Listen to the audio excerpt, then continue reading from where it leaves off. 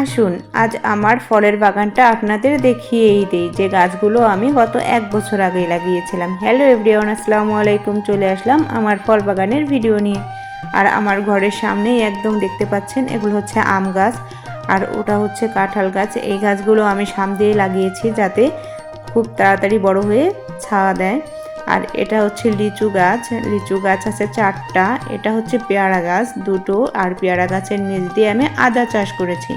এটা হচ্ছে মালটা গাছ, মালটা আছে 2টো, এই যে একটা। আর এই যে হচ্ছে নারকেল গাছ, এগুলো হচ্ছে 5টা। যে নারকেল গাছগুলো দেখতে পাচ্ছেন এগুলো হচ্ছে মালয়েশিয়ান নারকেল গাছ।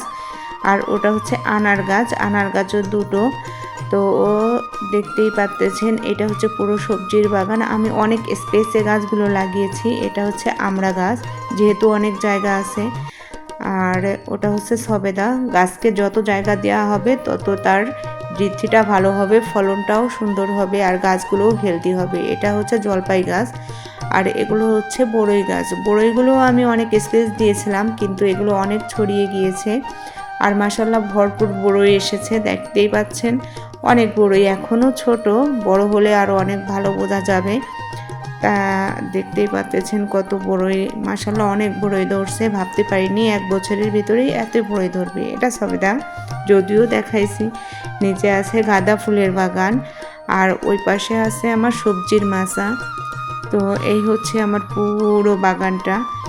আর এখানে আরও অনেক গাছ লাগানো যাবে, স্পেস আছে। আমিও অনেক ফাঁকা ফাঁকা করে গাছগুলো লাগিয়েছি যাতে অনেক তাড়াতাড়ি বড় হয়ে যায়।